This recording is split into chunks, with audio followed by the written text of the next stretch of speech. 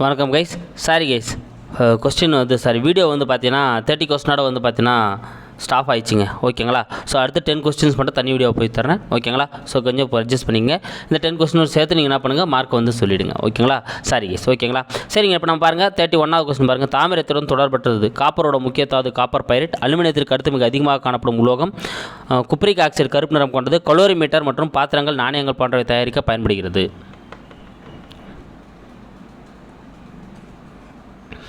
Super. இதுக்கான answer என்னதுங்க? B தாங்க வந்து இதுக்கான ஆன்சர். ஏன்னா அலுமினியத்தோட தொடர்பட்டது இதுதாங்க. தாமிரத்தோட தொடர்பட்டது இதுதான். ஏன்னா அலுமினியத்திற்கு அடுத்து மிக அதிகமாக காணப்படக்கூடிய உலோகம் தாமிரம் இல்லைங்க, இரும்பு. ஓகேங்களா? அப்போ பூமியில் அதிகமாக காணப்படக்கூடியது அலுமினியம். அலுமினியத்துக்கு அடுத்து அதிகமாக காணப்படக்கூடியது இரும்பு வரணும், காப்பர் வரக்கூடாது. ஓகேங்களா? ஏன்னா மீதிலாம் கரெக்டு. காப்பரோட முக்கியத்தாவது காப்பர் பைரேட்டு. குப்ரிக் ஆக்சைடு வந்து பார்த்தீங்கன்னா கருப்பு நிறம் கொண்டது. ஓகேங்களா? குப்ரிக் அப்படின்றது வந்து பார்த்தீங்கன்னா குப்ரிக் ஆக்சைடு வந்து கருப்பு நிறம் கொண்டது. குப்ரஸ் அப்படின்னு வந்தால் சிவப்பு நிறம் கொண்டது. அதனால் ஞாபகம் வச்சுங்க. குப்ரஸ் அப்படின்னா சிவப்பு நிறம் கொண்டது, குப்ரிக்னா வந்து கருப்பு நிறம் கொண்டது.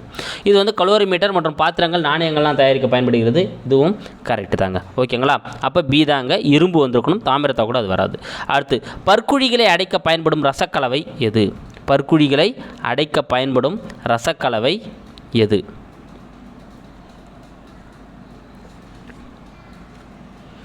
So AgZn, AlZn, AlSn, AgSn. So இப்போ இதுக்கான ஆன்சர் எதுங்க? AgSn ரசக்கலவை. டி தாங்க இதுக்கான ஆன்சர். ஸோ AgSn ரசக்கலவை தான் வந்து பார்த்தீங்கன்னா பற்குழிகளை அடைக்க பயன்படக்கூடிய அந்த ரசக்கலவை. ஓகேங்களா? சரி, அடுத்து பாருங்கள். பொறுத்துக.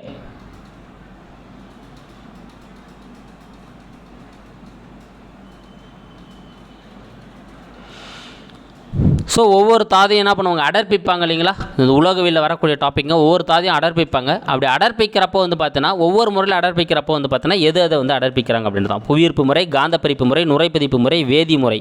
So tinstone, bauxite, haematite, plant. ஓகேங்களா? ஸோ எது எந்தெந்த முறையில் வந்து அடர்ப்பிக்கிறாங்க அப்படின்றது. ஸோ கெஸ் பண்ணுங்கள், ஆன்சர் கெஸ் பண்ணுங்கள்.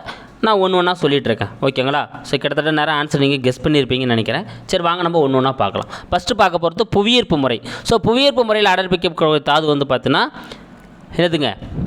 ஹேமடைட். ஓகேங்களா? அப்போ 3 தாங்க. ஹேமடைட் தான் வந்து பார்த்தா புவியீர்ப்பு முறையில் அடர்ப்பிக்கிறது. இது இரும்போட தாது தான் ஹேமடைட். ஓகேங்களா? இரும்போட தாது தான் ஹேமடைட். இப்போ Fe2O3 இது வந்து என்ன பண்ணுறாங்க? புவியீர்ப்பு முறையில் அடர்ப்பிக்கிறாங்க. அடுத்து காந்த பிரிப்பு முறை. ஸோ காந்த பிரிப்பு மூலமாக அடர்ப்பிக்கக்கூடியது வந்து பார்த்தீங்கன்னா SnO2. ஓகேங்களா? எங்கே இருக்குது பாருங்கள், இது தாங்க டின்ஸ்டோன். ஓகேங்களா? ஸோ டின்ஸ்டோன் தான் வந்து பார்த்தீங்கன்னா காந்த பிரிப்பு மூலமாக வந்து அடர்ப்பிக்கப்படுது. இது வெள்ளியத்தின் தாது. ஓகேங்களா? அப்போ வெள்ளியத்தின் தாது 1. நுரை மிதப்பு முறை. ஸோ நுரை மிதப்பு முறை மூலமாக அடர்ப்பிக்கப்படுறது வந்து பார்த்தீங்கன்னா ஜிங்க் பிளான்ட். ஓகேங்களா? எங்கே இருக்குது பாருங்கள், ஜிங்க் பிளான்ட் இது இருக்குது பாருங்கள் 4. ஓகேங்களா? ZNS. ஓகேங்களா? இது ஜிங்க் பிளான்ட். இது எதனோட தாதுன்னு உங்களுக்கு தெரியும், ஜிங்கோட தாது. அடுத்து வேதிமுறை மூலமாக அடர்ப்பிக்கக்கூடியது எது அப்படின்னு வந்து பார்த்தீங்கன்னா பாக்சைட். ஓகேங்களா? 2 பாருங்கள். அலுமினியத்தோட முக்கிய தாது தான் பாக்சைட். Al2O3 2H2O. ஓகேங்களா? அப்போ 3142 எங்கே இருக்குது பாருங்கள், டியில் இருக்குது பாருங்கள். அப்போ இதுக்கான ஆன்சர் வந்து டிங்க. ஓகேங்களா? இது ரொம்ப ரொம்ப முக்கியம். ஒன்று எதனோட தாதுக்கள்னு டைரெக்டாக கேள்வி கேட்கலாம், இல்லை எது மூலமாக அடர்ப்பிக்கப்படுதுன்னு கேள்வி கேட்கலாம். ஓகேங்களா? அப்போ புவியீர்ப்பு முறை மூலமாக இரும்போட தாதான ஹேமடைட் அடர்ப்பிக்கப்படுது. காந்த பிரிப்பு மூலமாக வெள்ளியத்தின் தாதான டின்ஸ்டோன் அடர்ப்பிக்கப்படுது. நுரை மிதப்பு முறை மூலமாக வந்து பார்த்தீங்கன்னா ஜிங்கோட தாதான ஜிங்க் பிளான்ட் அடர்ப்பிக்கப்படுது. வேதிமுறை மூலமாக வந்து பார்த்தீங்கன்னா பாக்சைட் அடர்ப்பிக்கப்படுது. அது அலுமினியத்தோட தாது. ஓகேங்களா? சரி, அடுத்து பார்க்கலாம் பாருங்கள். 35வது கொஸ்டின். உலக உணவு தினம் என்று அனுசரிக்கப்படுகிறது? உலக உணவு தினம் என்று அனுசரிக்கப்படுகிறது? October 12, October 15, October 16, October 18.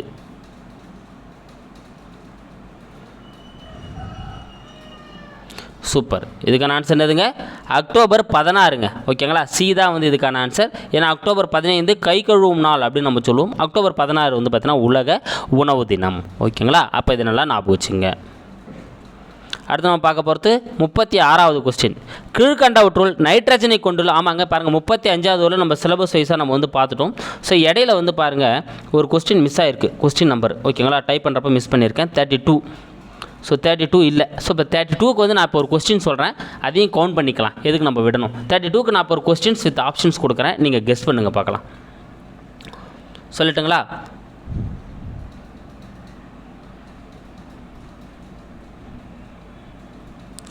வேதி போக்குவரத்து காவலராக, வேதி போக்குவரத்து காவலராக பயன்படக்கூடிய உரம் எது?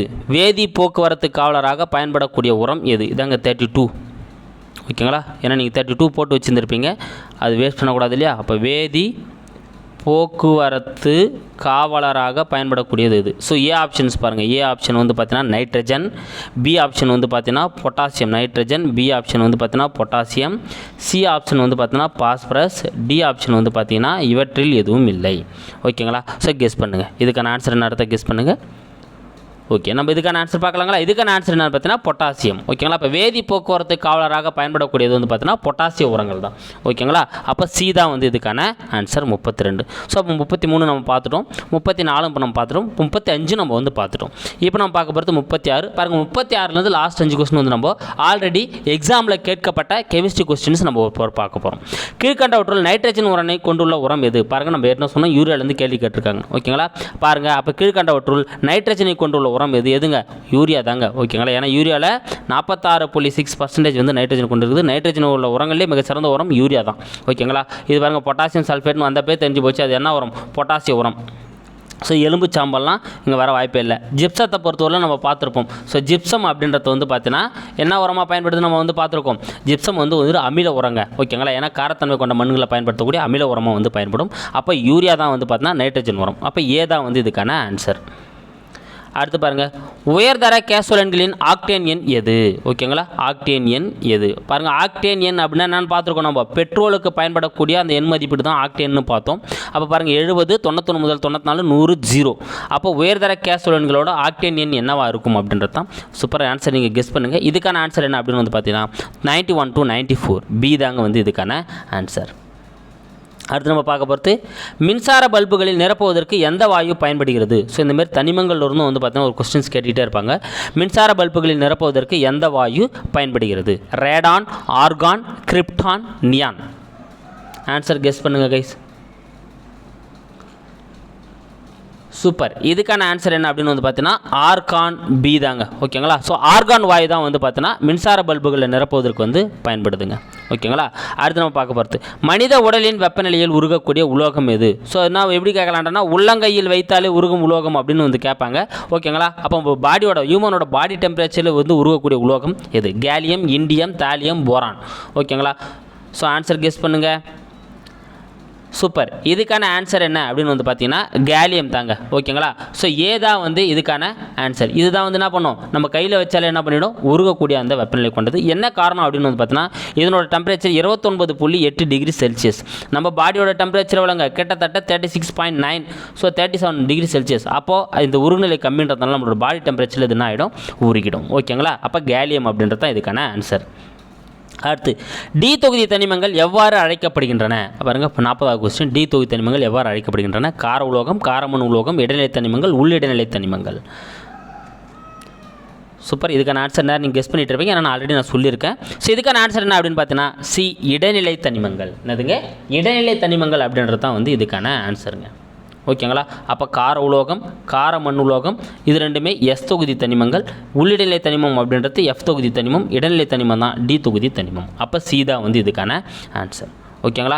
ஸோ கைஸ் 40 கொஸ்டின்ஸ் அட்டன் பண்ணியிருப்பீங்க. ஸோ உங்களோட மார்க் எவ்வளோ அப்படின்றத கமெண்ட்டில் சொல்லுங்கள். ஸோ இடையில ஒரு சின்ன பிரச்சனையால் வந்து பார்த்தா வீடியோ வந்து கட் ஆகிடுச்சு. ஸோ இந்த 10 கொஸ்டின்ஸ் மட்டும் தனியாக போடப்பட்டிருக்கு. ஸோ கொஞ்சம் அட்ஜஸ்ட் பண்ணுங்கள். இது ஓகேங்களா? இப்போ உங்களுக்கு வந்து ஒரு கொஸ்டின் கேட்கணும்னு நினச்சேன்.